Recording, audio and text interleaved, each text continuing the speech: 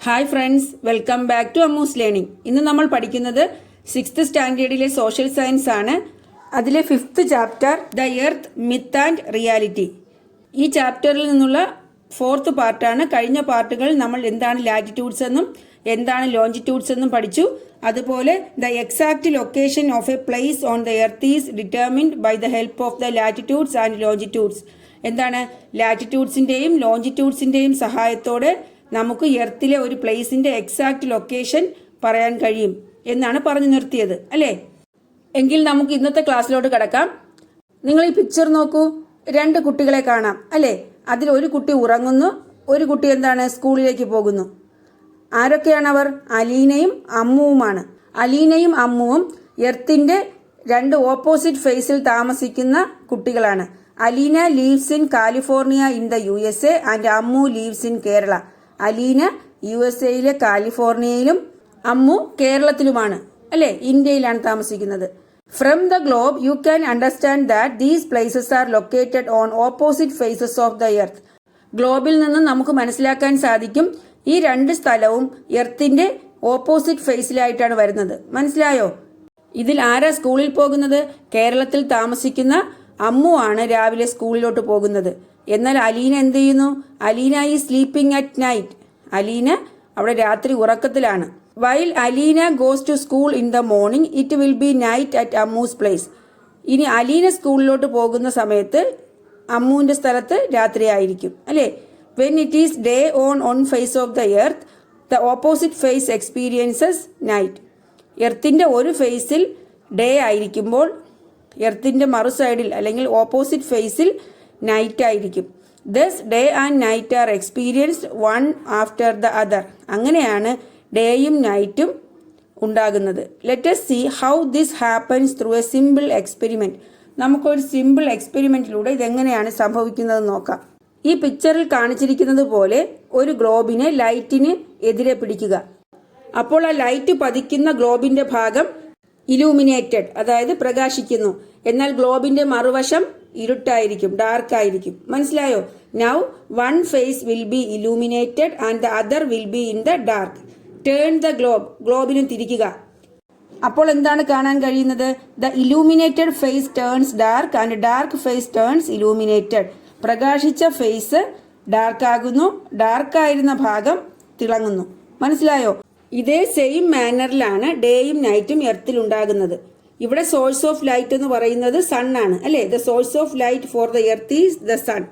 അതുപോലെ എർത്തിന്റെ ഷേപ്പ് എന്ന് പറയുന്നത് സ്പെറിക്കൽ ഷേപ്പാണ്. അത് അതിന്റെ അച്ചുതണ്ടിൽ, അതായത് ഇമാജിനറി ആക്സിസിൽ സ്വയം കറങ്ങുന്നു. ഇങ്ങനെ the spinning of the earth on its own axis is called rotation. Earth അതിന്റെ ആക്സിസിൽ സ്വയം കറങ്ങുന്നതിനെയാണ് റൊട്ടേഷൻ എന്ന് പറയുന്നത്, ഭ്രമണം. മനസ്സിലായോ? ഇങ്ങനെ എർത്ത് അതിന്റെ ആക്സിസിൽ സ്വയം റൊട്ടേറ്റ് ചെയ്യുമ്പോൾ the part of the earth facing the sun due to rotation gets illuminated and experiences day. ആ എർത്തിന്റെ ഫേസിൽ സൺ പതിക്കുന്ന സ്ഥലത്ത് ഡേ ആയിരിക്കും, അതിന്റെ ഓപ്പോസിറ്റ് സൈഡ് എന്തായിരിക്കും? നൈറ്റ് ആയിരിക്കും. മനസ്സിലായോ? The opposite face does not get sunlight, night is experienced there. Thus day and night occur on the earth. അങ്ങനെയാണ് ഡേയും നൈറ്റും എർത്തിൽ ഉണ്ടാകുന്നത്. മനസ്സിലായോ? How does day and night occur on the earth? Day and night are experienced due to the rotation of the earth. The part of the earth facing the sun due to rotation gets illuminated and experiences day. As the opposite face do not get sunlight, night is experienced there. Thus day and night occur on the earth. മനസ്സിലായോ? Rotation എന്ന് വെച്ചാൽ നമ്മൾ earth പഠിച്ചപ്പോൾ പറഞ്ഞു, അതിന്റെ സെന്ററിലൂടെ ഒരു straight line pass ചെയ്യുന്നുണ്ട്. അത് ഇമാജിനറി ആക്സിസ് ആണ്, അതൊരു സാങ്കല്പിക രേഖയാണ്. അപ്പോൾ ആ ആക്സിസിന് ചുറ്റും ഇങ്ങനെ എർത്ത് റൊട്ടേറ്റ് ചെയ്യുമ്പോൾ സൺലൈറ്റ് പതിക്കുന്ന എർത്തിന്റെ ഭാഗം ഡേയും എർത്തിന്റെ മറു സൈഡ്, അതായത് ഡാർക്ക് സൈഡ് ആയിട്ടുള്ളത് നൈറ്റുമായിരിക്കും. അങ്ങനെ റൊട്ടേഷന്റെ ഫലമായാണ് ഡേയും നൈറ്റും ഉണ്ടാകുന്നത്. What is rotation? എന്താണ് റൊട്ടേഷൻ? ഭ്രമണം. The spinning of the earth on its own axis is called rotation. Earth അതിന്റെ ഇമാജിനറി ആക്സിസിൽ സ്വയം കറങ്ങുന്നതിനെ റൊട്ടേഷൻ എന്ന് പറയുന്നു. The earth takes 24 hours to complete one rotation. ഒരു റൊട്ടേഷൻ പൂർത്തിയാക്കാൻ 24 hours. 24 hours എന്ന് പറയുമ്പോൾ വൺ ഡേ, ഒരു ദിവസം അല്ലേ. അതുകൊണ്ടാണ് ഡേയും നൈറ്റും ഉണ്ടാകുന്നത്. അപ്പോൾ റൊട്ടേഷൻ പൂർത്തിയാക്കാൻ എത്ര സമയം വേണം? അത് ഇമ്പോർട്ടൻ്റ് ആണ്, 24 hours. അപ്പോൾ റൊട്ടേഷൻ എന്താണെന്നും എങ്ങനെയാണ് ഡേ ആൻഡ് നൈറ്റ് ഉണ്ടാകുന്നതെന്നും മനസ്സിലായല്ലോ. റൊട്ടേഷന്റെ ഫലമായി ഡേ ആൻഡ് നൈറ്റ് മാത്രമല്ല, the change in the position of the sun is experienced due to the rotation of the earth. സണ്ണിന്റെ പൊസിഷൻ ചേഞ്ച് ചെയ്യുന്നതായിട്ട് തോന്നുന്നതും റൊട്ടേഷൻ ഓഫ് ദ എർത്ത് കൊണ്ടാണ്. മനസ്സിലായോ? എർത്തിന്റെ റൊട്ടേഷൻ കാരണമാണ്. നമ്മൾ വാഹനങ്ങളിൽ യാത്ര ചെയ്യുമ്പോൾ പുറത്തെ കാഴ്ചകൾ, അതായത് പുറത്തെ വാഹനങ്ങളും ട്രീസും ബിൽഡിങ്സും ഒക്കെ നമ്മുടെ വാഹനത്തിന് ഓപ്പോസിറ്റ് ഡയറക്ഷനിൽ മൂവ് ചെയ്യുന്നതായി നമുക്ക് തോന്നുന്നു. നമ്മൾ വാഹനത്തിൽ മുൻപോട്ടാണ് പോകുന്നതെങ്കിൽ നമുക്ക് തോന്നും ആ വെളിയിലുള്ള ട്രീസും ബിൽഡിങ്സും ഒക്കെ നമ്മുടെ ഓപ്പോസിറ്റ് ഡയറക്ഷനിൽ മൂവ് ചെയ്യുന്നു എന്ന്. അവ യഥാർത്ഥത്തിൽ മൂവ് ചെയ്യുകയാണോ? അല്ല. Similarly the sun which is far away from the earth seems to rise in the east and set in the west. ഇതുപോലെ എർത്തിൽ നിന്നും ഒരുപാട് അകലെയായി കാണുന്ന സൺ കിഴക്കുദിച്ച് പടിഞ്ഞാറ് അസ്തമിക്കുന്നതായി തോന്നുന്നു. Turn a globe placed on the table from left to right as shown in the picture. പിക്ചറിൽ കാണിച്ചിരിക്കുന്നത് പോലെ ആരോ ഇട്ട് കാണിച്ചിരിക്കുന്നുണ്ടോ? ലെഫ്റ്റിൽ നിന്നും റൈറ്റിലോട്ട് ആരോ ഇട്ടിട്ടുണ്ട്. എന്തിനാണ്? ലെഫ്റ്റ് സൈഡിൽ നിന്നും റൈറ്റ് സൈഡിലോട്ട് ടേൺ ചെയ്യിപ്പിക്കുന്നു. Imagine that the left side is the west and right side is the east. Left side west ആണെന്നും റൈറ്റ് സൈഡ് ഈസ്റ്റ് ആണെന്നും സങ്കല്പിക്കുക. It is because of the rotation of the earth from west to east that the sun seems to rise in the east and set in the west. ഇതുപോലെ earth വെസ്റ്റിൽ നിന്നും ഈസ്റ്റിലോട്ട് turn ചെയ്യുന്നത് കൊണ്ടാണ്, rotate ചെയ്യുന്നത് കൊണ്ടാണ് sun seems to rise in the east and set in the west. Sun ഈസ്റ്റിൽ ഉദിച്ച് വെസ്റ്റിൽ അസ്തമിക്കുന്നതായി നമുക്ക് തോന്നുന്നത്. Why do we feel that the sun rises in the east and sets in the west? It is because of the rotation of the earth from west to east that the sun seems to rise in the east and set in the west. മനസ്സിലായല്ലോ? അതുപോലെ ഷാഡോസിന്റെ changes നിങ്ങൾ ശ്രദ്ധിച്ചിട്ടുണ്ടോ? ഓരോ സമയത്തും നിഴലിന്റെ വലിപ്പത്തിൽ വ്യത്യാസമുണ്ട് അല്ലേ? അതുപോലെ ഷാഡോസ് ഫോം ചെയ്യുന്നത് എപ്പോഴും സൺലൈറ്റ് വീഴുന്നതിന് ഓപ്പോസിറ്റ് ആയിട്ടായിരിക്കും. മനസ്സിലായല്ലോ? സൺലൈറ്റ് ഏത് വശത്താണോ പതിക്കുന്നത് അതിന് ഓപ്പോസിറ്റ് ആയിട്ടാണ് നിഴൽ ഫോം ചെയ്യുന്നത്. ഒരു വർക്ക്ഷീറ്റ് തന്നിട്ടുണ്ട്. Draw the sun at the proper position with reference to the shadows given. ആ ട്രീയുടെ ഷാഡോസ് തന്നിരിക്കുന്നതിനനുസരിച്ച് സണ്ണിന്റെ പൊസിഷൻ വരയ്ക്കാനാണ്. ഞാൻ നേരത്തെ പറഞ്ഞു, ഷാഡോ ഏത് ഡയറക്ഷനിലാണോ അതിന് ഓപ്പോസിറ്റ് ആയിരിക്കും സൺ. അപ്പോൾ ഓരോ പിക്ചറിലും സണ്ണിന്റെ പൊസിഷൻ കൊടുത്തിട്ടുണ്ട്, നിങ്ങൾ നോക്കുക. അതുപോലെ change in position of the shadow is due to the rotation of the earth. എർത്തിന്റെ റൊട്ടേഷൻ കാരണമാണ് ഷാഡോ പൊസിഷൻ ചേഞ്ച് ചെയ്യുന്നത്. മനസ്സിലായോ? Why do the shadows change position during a day at different times? Day ടൈമിൽ different ടൈംസിൽ ഷാഡോസിന്റെ position change ചെയ്യാൻ കാരണം എന്താണ്? Change in position of the shadow is due to the rotation of the earth. അപ്പോൾ എന്തൊക്കെ നമ്മൾ പറഞ്ഞു? ഡേ ആൻഡ് നൈറ്റ് ഉണ്ടാകുന്നത് റൊട്ടേഷന്റെ ഫലമായിട്ടാണ്. അതുപോലെ എന്താണ്? സൂര്യൻ കിഴക്കുദിച്ച് പടിഞ്ഞാറ് അസ്തമിക്കുന്നതായി തോന്നുന്നതും എന്തിന്റെ ഫലമായിട്ടാണ്? റൊട്ടേഷന്റെ ഫലമായിട്ടാണ്. Change in position of the shadow is due to the rotation of the earth. മനസ്സിലായല്ലോ? എർത്തിന്റെ മോഷനിൽ ഒരു മോഷൻ നമ്മൾ പഠിച്ചു. ഏതാണ്? റൊട്ടേഷൻ അല്ലേ? അതിന്റെ ഇമാജിനറി ആക്സിസിൽ സ്വയം കറങ്ങുന്നതിനെ റൊട്ടേഷൻ എന്ന് പറയുന്നു. എർത്ത് അതിന്റെ ഇമാജിനറി ആക്സിസിൽ റൊട്ടേറ്റ് ചെയ്യുന്നതിനോടൊപ്പം സൂര്യനെയും വലം വയ്ക്കുന്നുണ്ട്. മനസ്സിലായോ? അതിനെ നമ്മൾ പറയും റവല്യൂഷൻ എന്ന് പറയും. എന്താണ് റവല്യൂഷൻ? പരിക്രമണം. What is revolution? Along with the rotation on its axis, the earth also moves around the sun. The movement of the earth around the sun is called revolution. മനസ്സിലായോ? എർത്ത് അതിന്റെ ആക്സിസിൽ സ്വയം കറങ്ങുന്നതിനോടൊപ്പം സണ്ണിനെയും വലം വെക്കുന്നുണ്ട്. അങ്ങനെ എർത്ത് സണ്ണിന് ചുറ്റും കറങ്ങുന്നതിനെയാണ് revolution എന്ന് പറയുന്നത്. It is due to the revolution of the earth that we experience different seasons. ഈ എർത്തിന്റെ റവല്യൂഷന്റെ ഫലമായിട്ടാണ് സീസൺസ് ഉണ്ടാകുന്നത്. ഡിഫറെന്റ് സീസൺസ്, ഋതുക്കൾ. അപ്പോൾ ഈ റവല്യൂഷന്റെ ഫലമായി എന്തൊക്കെ ചേഞ്ചസ് ആണ് ഉണ്ടാകുന്നത്? അല്ലെങ്കിൽ ഒരു സിംഗിൾ ഇയറിൽ എന്തൊക്കെ ചേഞ്ചസ് ആണ് സംഭവിക്കുന്നത് സീസണിൽ? Rainy season begins with the reopening of schools. School തുറക്കുമ്പോൾ റെയിനി സീസൺ ആരംഭിക്കും അല്ലേ? Intermittent rain continues for 4 to 5 months. 4-5 മാസം തുടർച്ചയായി മഴയായിരിക്കും. Then gradually it changes into cold climate. അത് കഴിയുമ്പോൾ എന്താണ്? തണുത്ത കാലാവസ്ഥ. Some trees shed their leaves, bear flowers and fruits. മരങ്ങളൊക്കെ ഇല പൊഴിക്കുകയും പിന്നെന്താണ്, ഫ്ലവേഴ്സും ഫ്രൂട്ട്സ് ഒക്കെ ഉണ്ടാവുകയും ചെയ്യും.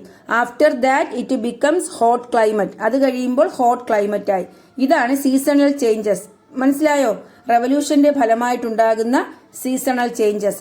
Y do seasonal changes occur? എന്തുകൊണ്ടാണ് സീസണൽ ചേഞ്ചസ് ഉണ്ടാകുന്നത്? It is due to the revolution of the earth that we experience different seasons. റൊട്ടേഷന്റെ ഫലമായി ഡേ ആൻഡ് നൈറ്റ് ഉണ്ടാകുന്നു. റവല്യൂഷന്റെ ഫലമായി സീസണൽ ചേഞ്ചസ് ഉണ്ടാകുന്നു. മനസ്സിലായോ? ഡിഫറെന്റ് സീസൺസ് ഉണ്ടാകുന്നു. ഇനി റൊട്ടേഷന് 24 hours ആണെന്ന് പറഞ്ഞു. അപ്പോൾ റവല്യൂഷൻ കംപ്ലീറ്റ് ചെയ്യാൻ എത്ര ടൈമാണ് എടുക്കുന്നത്? 365 ദിവസം, അതായത് 365 and 1/4 days. മനസ്സിലായോ? How long does it take to complete 1 revolution around the sun? സണ്ണിന് ചുറ്റും ഒരു റവല്യൂഷൻ പൂർത്തിയാക്കാൻ എടുക്കുന്ന സമയം 365 and 1/4 days. Do you know the average speed of an aeroplane? ഒരു എയ്റോപ്ലെയിനിന്റെ ആവറേജ് സ്പീഡ് നിങ്ങൾക്കറിയാമോ? It is about 560 km/h. ഒരു മണിക്കൂറിൽ 560 കിലോമീറ്റർ വേഗതയിലാണ് എയ്റോപ്ലെയിൻ സഞ്ചരിക്കുന്നത്. But the speed of revolution of the earth is 96,000 km/h. ഒരു അവറിൽ 96,000 കിലോമീറ്റർ വേഗതയിലാണ് earth revolution വിധേയമാകുന്നത്. മനസ്സിലായല്ലോ? But the speed of the revolution of the earth is 96,000 km/h. ഇനി leap year എന്താ? To complete 1 revolution the earth takes 365 and 1/4 days. ഒരു revolution complete ചെയ്യാൻ 365 ദിവസം വേണ്ടിവരുമെന്ന് പറഞ്ഞു. ഒരു വർഷം നമ്മൾ കണക്കാക്കുന്നത് 365 ദിവസം വെച്ചാണ്. അപ്പോൾ 1/4 ദിവസം, അതായത് 1/4 day ഒരു ഇയറിൽ ബാക്കി വരും. അങ്ങനെ 1/4 4 വർഷം കൂടുമ്പോൾ ഒരു ഡേ ആയി കണക്കാക്കും. അങ്ങനെ 4 വർഷം കൂടുമ്പോൾ 366 ദിവസമാണ് ആ വർഷത്തിലുള്ളത്. അങ്ങനെ ഒരു വർഷം 366 ദിവസം വരുന്ന വർഷത്തെയാണ് ലീപ്പ് ഇയർ എന്ന് പറയുന്നത്. 4 വർഷത്തിൽ ഒരിക്കലാണ് ലീപ്പ് ഇയർ. ലീപ്പ് ഇയർ കണക്കാക്കാൻ എളുപ്പം എങ്ങനെയാണ്? ആ വർഷത്തെ 4 കൊണ്ട് ഡിവൈഡ് ചെയ്യാൻ കഴിയുമെങ്കിൽ നമുക്കത് ലീപ്പ് ഇയർ ആണെന്ന് പറയാം. 2020 ലീപ്പ് ഇയർ ആണ്. അതുപോലെ അതിനു മുന്നേ 2016 എന്തായിരുന്നു? ലീപ്പ് ഇയർ ആയിരുന്നു. 2020 ലീപ്പ് ഇയർ ആകുമ്പോൾ ഇനി അടുത്ത ലീപ്പ് ഇയർ എന്നാണ്? 2024 അല്ലേ? അപ്പോൾ എങ്ങനെയാണ് ലീപ്പ് ഇയർ കണ്ടുപിടിക്കുന്നത്?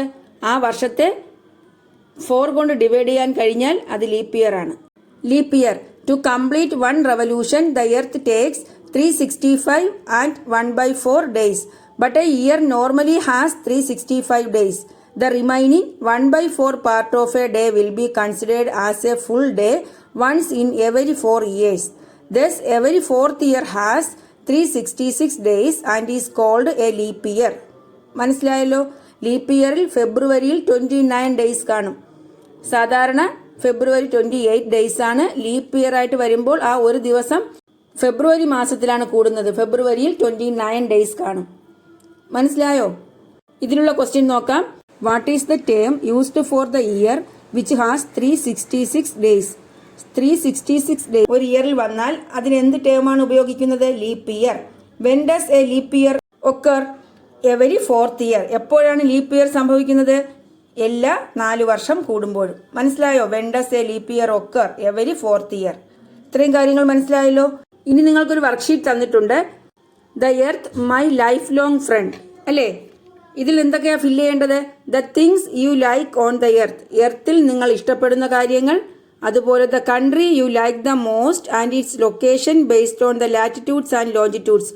നിങ്ങൾ ഇഷ്ടപ്പെടുന്ന കൺട്രി, അതുപോലെ അതിന്റെ ലാറ്റിറ്റ്യൂഡ്സും ലോഞ്ചിറ്റ്യൂഡ്സിനൽ പൊസിഷൻ എങ്ങനെയാണ്. Problems faced by the earth.